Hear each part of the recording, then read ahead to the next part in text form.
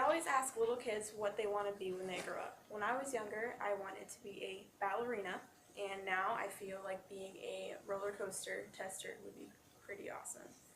Most people have been on a roller coaster, so we all have our own preferences on which ones are the best. And I've not always been a fan of roller coasters. When I was little, actually, when my family took me to an amusement park or a theme park, I would always be the one they'd have to stay behind and look after, and they wouldn't be able to go on the roller coaster because I didn't want to go on. However, since then I've been on several roller coasters, and I have formed opinions on which ones I like. There are different bonuses to each type of roller coaster, and they're all thrilling in their own types of ways. I'm going to talk about 3 different kinds, which are wooden, metal, and eccentric ones. And first, I'm going to talk about wooden roller coasters. The way they're built sets them apart.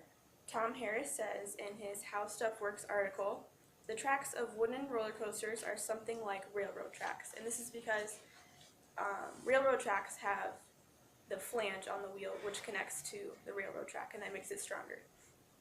And there's also wheels on the bottom which helps the roller coaster from becoming airborne.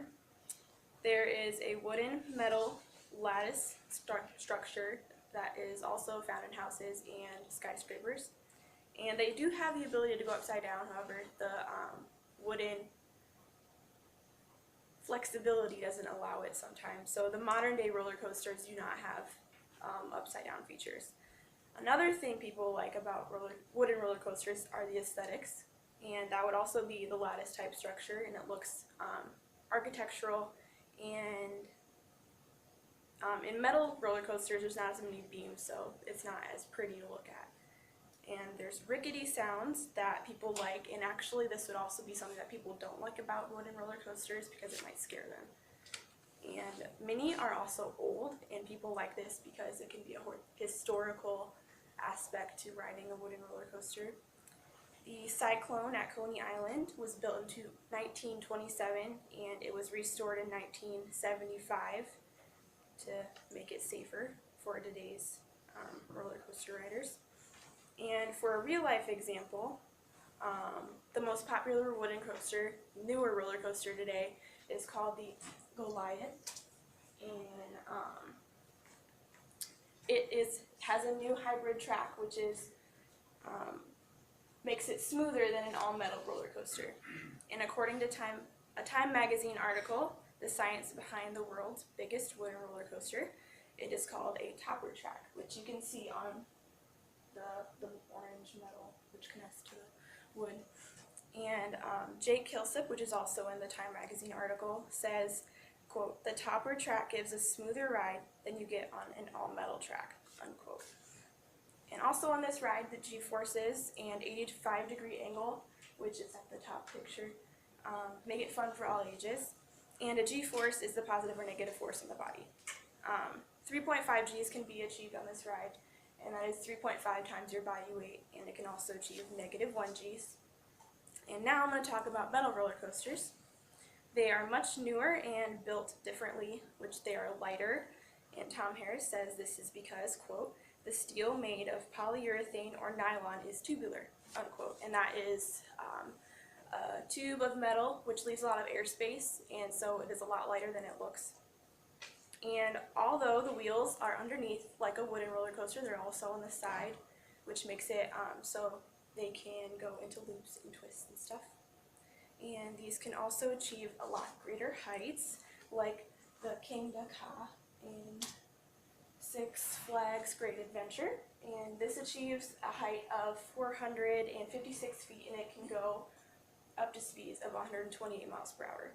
And I actually haven't gone on this one, but they have another one like it in Cedar Point, which is in Ohio, and it's just a few feet shy of this one, but it's called the Top Thrill Dragster, and that was built before this one. This one actually wanted to beat the world record of being the tallest and fastest, and it did achieve that when it opened in 2005. In 2010, however, it was beaten by the Formula Rossa and Ferrari World, which is in Abu Dhabi, and that achieves 150 miles per hour. And there is also a new roller coaster which is going to be built in 2017 in Orlando called the Skyscraper. It has a building type structure that has the track going up and down it, and that goes up to 507 feet. And they also have the ability to do loops. They have a high-tech rail design, which is the wheels, and there's over a chest restraint, which allows you to be safe going into the loops and into twists. And finally, I'm going to talk about exotic roller coasters, which have dropped floors and different seating. There's an absence of a floor, which is you feel more vulnerable and you feel as if you're floating when you're riding the roller coaster. And there's also different seating, which is the Firehawk. I actually went on this roller coaster a few years ago. I'm in the top right, the left up there. And so this one, it's in Kings Island in Ohio. And how it happens is when you get on the roller coaster, you are sitting upright normally, and then they drop you backwards, so you're facing up into the sky. And this is up here shows how you are facing the sky when you're going up into the hill. It's terrifying. It's really cool. And there's also a standing roller coaster, which is called the Mantis, and this is also at Cedar Point in Ohio. And this one goes up to 145 feet, and I've never been on this one because I was too scared. And unfortunately, they shut it down in October of this year.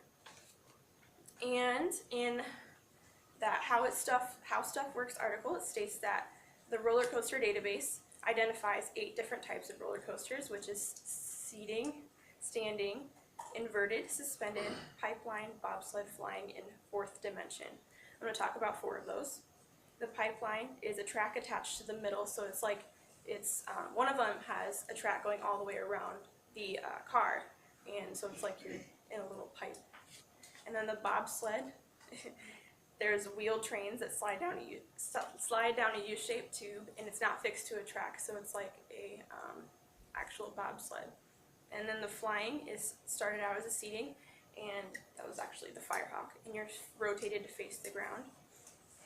And then 4-dimensional, there's seats on either side of the roller coaster that spin when you're moving. I've never been on one of those. So as you can see, there's different qualities to each type of roller coaster, and all have their own thrilling qualities in architecture and height and scare factor. And one may resonate with one of these more than the others, but people also may not go on them at all. And hopefully I gave guidance on not fearing them, but actually respecting the ability they have on an everyday occurrence.